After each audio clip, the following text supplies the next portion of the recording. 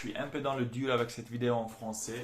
Je vais vous faire un unboxing vidéo de la Zoom X Zegama chez Nike. Pour vous dire, j'ai déjà utilisé presque tous les modèles de Nike Terra Kiger que j'adore parce que drop de 4, bonne accroche, ça correspond à ma foulée de mes pieds. Il y a, comme je vous ai dit, un drop de 4 mm, ça veut dire qu'on est assez plat, on est assez proche de plat comme un Ultra. Et il y a un pied assez large, c'est quelque chose qui marche très fort pour mes pieds, j'adore le Kiger, c'est un bon modèle.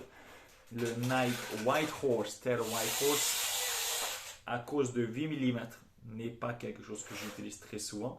Le Pegasus 9 ou 10 mm, Pegasus Trail, c'est pas nécessairement pour moi non plus.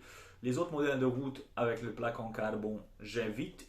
J'ai bien aimé chez Nike le Streak 5, 6 et 5 et 6, le Streak LT 3 et 4, et peut-être pour mes pieds, le Streak Fly peut passer. Il n'y a pas de plaque, c'est quelque chose qui peut très bien passer pour faire des fractionnés sur piste ou faire de distance 5 à 10 km sur route. Mais pour le moment, on reste sur le trail. J'aimerais faire l'UTMB Nice, UTMB by Nice, 25 km, qui est devenu 17.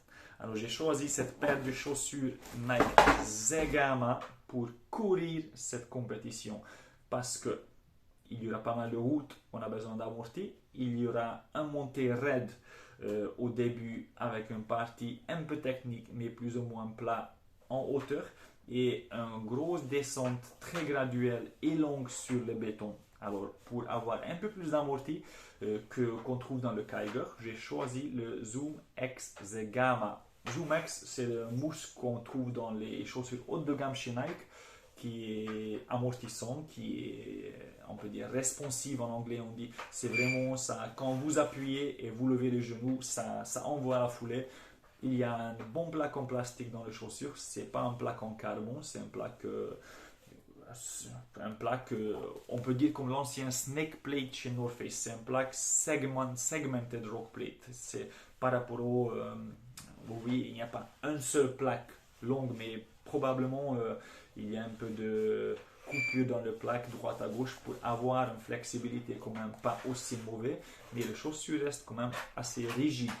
J'ai jamais couru avec, c'est juste un unboxing. Alors je vais vous dire comment ça va réagir au premier entraînement. Ça va, c'est ma fille qui est à côté. Comment ça va descendre, comment ça va monter, comment ça va grimper, comment ça sera utilisé. Alors vous voyez, il y a des crampons vers l'avant, crampons vers l'arrière. Il y a des crampons un peu rectangles qui sont bons pour la montée et la descente. Et dans le milieu, il n'y a rien. On voit une petite code ici et une petite code là qui sont différents. Probablement, il y a une matière plus dure et plus souple à l'avant. L'accrocher pour la résistance.